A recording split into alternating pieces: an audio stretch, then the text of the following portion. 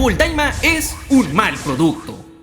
Sí, lo sé que no estoy inventando la rueda ni nada por el estilo. Hablar de Daima siempre traerá, claro, opiniones divididas por la naturaleza extraña y caótica de esta serie reciente de Dragon Ball. Una historia corta de 20 episodios estirados hasta el máximo que nos planeaba regresar a los orígenes de Dragon Ball clásico, sumándole, claro, la épica y dinámica animación de nuestros días.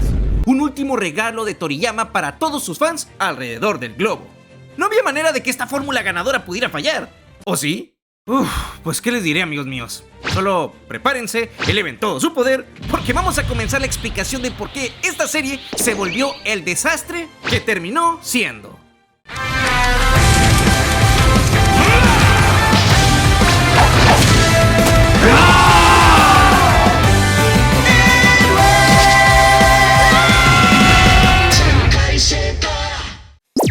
Dragon Ball Daima comenzó planteando una buena narrativa, eso hay que reconocerlo. El Makai, desde hace décadas en su primera mención en la saga de Buu, siempre generó en los fans bastantes dudas y de las buenas, incluyéndome. El mundo de origen del Rey Dabura, un lugar desconocido e inaccesible, habitado por los más temibles demonios originales y lleno de desolación. Hasta aquí todo bien. El problema es que nada más al comenzar la serie, esta desaprovecha todos sus elementos que la hacen única e interesante. Me explico.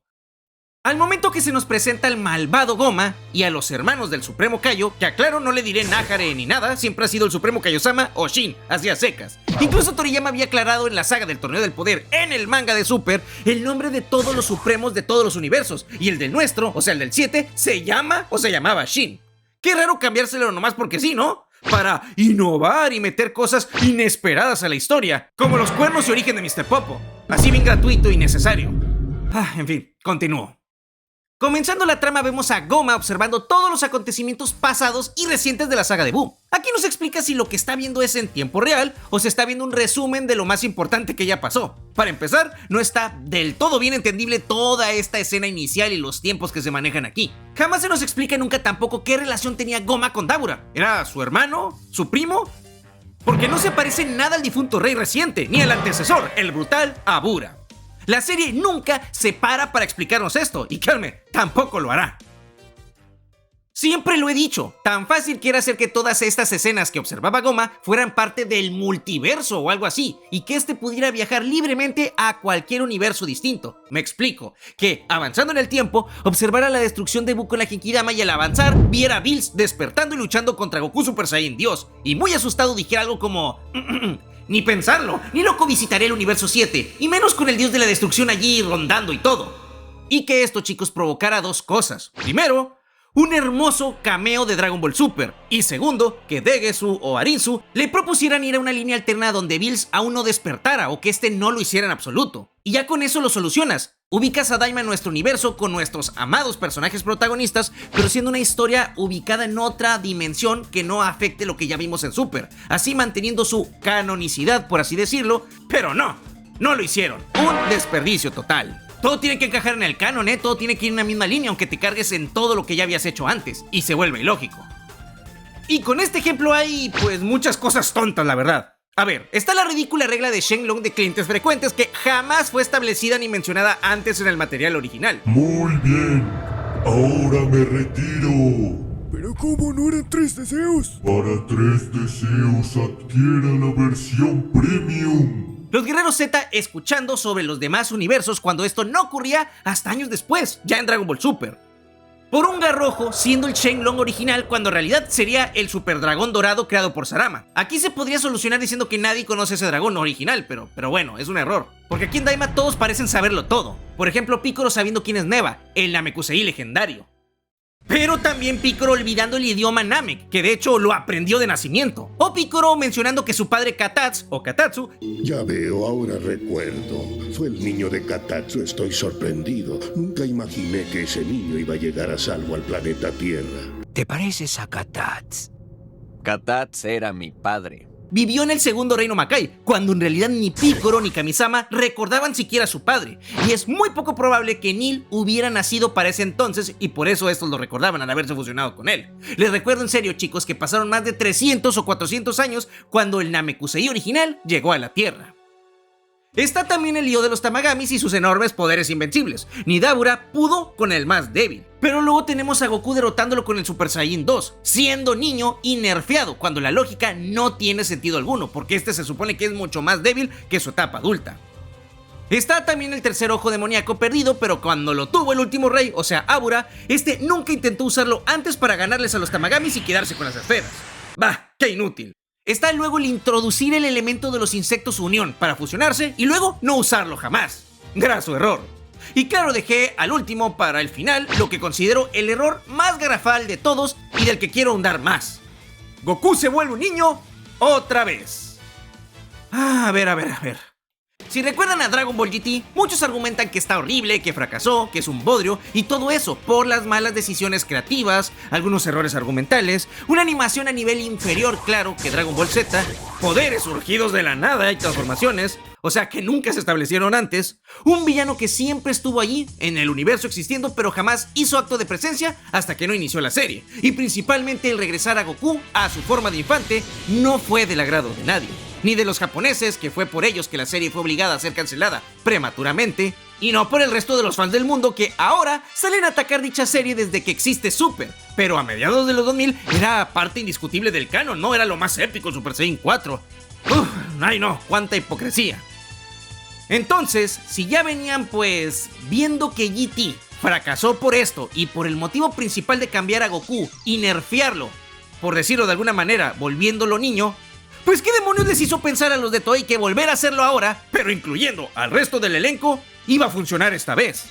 Sería porque ahora podían usar el comodín de es que Toriyama estuvo trabajando en su realización, por eso deben respetarlo, siendo esta la única diferencia real que tiene con GT, sinceramente, porque todo lo que les acabo de mencionar es idéntico en ambas series. Y si bien el tiro les salió bien cuando lo anunciaron en el tráiler, fue ya con el estreno de Daima y el pasar de sus capítulos que los fans pudimos darnos cuenta del bajón tremendo de calidad de esta serie, porque si no sirvió todo lo antes descrito que les acabo de decir y enumerar, para que comprendan que Daima es un mal producto, a todo esto, chicos, súmenle ahora el fanservice indiscriminado que le fue inyectado a borbotones a la pobre serie.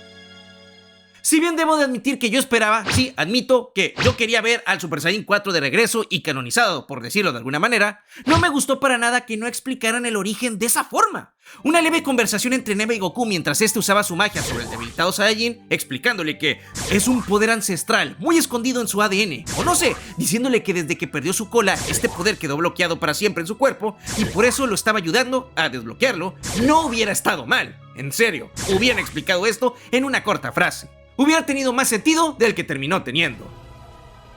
Al final sí, Goku termina solo mencionando que desde hace tiempo él sentía, ojito aquí, que había algo más allá del Super Saiyan 3 y ya, pero que no lo había descubierto aún. Sí, una mención tan sosa y aburrida como esa. Vaya, pues con eso siempre se puede argumentar que siempre va a haber otra transformación más, y en alguna futura secuela de Daima, que espero jamás exista, así pueden meter al Super Saiyan 5 y ya, y al 6 y al 7, a los Mystics y toda la cosa, al Infinite. Y del Vegeta Super Saiyan 3 ya mejor ni hablemos, no tiene sentido alguno. No lo usó contra Bills al enfadarse con él. En la saga de Moro los personajes van perdiendo todas sus formas de una en retroceso y jamás vemos ni al Super Saiyan 4 en Goku ni a la fase de Ultra Vegeta One en el Principete me agarran.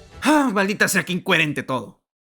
Total, la serie tiene un montón de estos errores porque no se molestan en respetarse a sí mismos, ni claro, mucho menos a las reglas que ellos mismos implementan dentro de Daima. Por ejemplo, otra cosa que está bastante mal con lo de volver los niños a todos es... ¿para qué? ¿Para qué demonios hicieron esto? Si la mayoría de estos no volverán a ser vistos jamás. Ni Oxatán, ni Mr. Satan, ni Yamcha. O sea, ¿para qué? Únicamente importaban Vegeta, Bulma, Piccolo y Goku, porque son los protagonistas y de estos solo Goku y Vegeta son los únicos que pelean. Luego, importante mencionar, Krillin menciona que lo único que cambió en todos fue su apariencia. Mentalmente siguen siendo los mismos, ¿no? Pues no, porque luego tienes allí a Goku dando saltitos, siguiendo a unos conejitos y comportándose como un niño, lo cual no tiene sentido y contradice lo que había dicho el calvo previamente, que de hecho, antes de volverse infante, Krillin tenía pelo, y luego lo pierde cuando estos se vuelven jóvenes. No le pasa a nadie más. Con esta lógica, Roshi debió recuperar su cabello de joven. En fin. Oigan, ¿y Gohan? Pues no importa, así como la lógica. Establecieron que Goku y Vegeta pierden sus poderes y luego los van recuperando al irse acostumbrando y entrenando con sus nuevos cuerpos. Y listo, se vuelven fuertes otra vez para derrotar a los Tamagamis. Luego los vuelven a nerfear como cuando los electrocutaron unos simples soldados y hasta Vegeta cae KO, necesitando una semilla, un insecto recuperador, ignorando completamente que todo esto se hubiera evitado si se transformaban en Super Saiyan 1, 2 o 3, porque ambos lo tienen. Pero no, conveniencia de guión. Esto claro pasa en toda la serie, de hecho, con niveles de poder inconsistentes. Está el Kraken que supera a todos hasta el Super Saiyan 3 me imagino. Está el niño gigante candidato a Dios Destructor Junior. Está Goma perdiendo contra un Super Saiyan 3 teniendo el tercer ojo demoníaco. Y luego perdiendo contra un simple estado base de igual forma, como si no hubiera habido un cambio o incremento de poder. ¿A qué demonios estamos jugando? En verdad, por favor explíquenmelo porque no tiene sentido. En fin, tenemos una serie que pretende encajar luego del final de la obra original, o sea, después de la saga debut del manga, pero no respetando ninguno de los elementos claves ni la historia importante que le precedió. Y también empatando y luchando por su lugar contra otra serie más importante y sobre todo más querida por los fans, que es Dragon Ball Super, teniendo la clara declaración de intenciones de borrar aún más a GT del canon, pretendiendo de hecho ser una versión nueva o un GT 2.0, pero claro, fracasando completamente en el intento. Güey, en serio, que te gane GT ya habla mucho de ti como serie. Se los dejo allí nomás para que lo piensen. Saben chicos, hasta ahora Dragon Ball siempre ha sido lineal, o sea, Dragon Ball clásico, seguido por Dragon Ball Z, luego GT, luego borramos GT y ponemos a Super en su lugar. Y así, simple. Dragon Ball siempre ha sido una serie muy simple. Pero, ¿por qué encajar a huevo otra serie más después de Majin Buu? O sea, ya hay 3 continuidades que cuentan qué pasó después de Majin Buu. Y como dije, no hay, ni habrá de momento intenciones de establecer multiversos que coexistan entre sí en Dragon Ball, más allá de lo que se hizo con Dragon Ball Heroes. Y como dije, mi propuesta de haberlo establecido en el capítulo 1 hubiera ayudado a solucionar tantas cosas.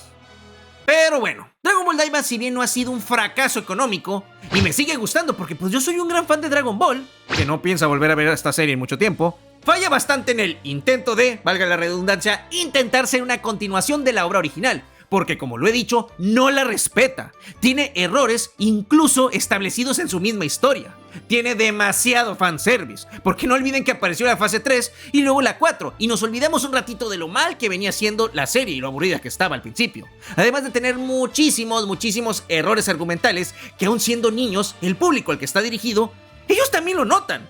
Odio que una serie trate como tontos a sus propios fans, y Daima peca muchísimo de esto.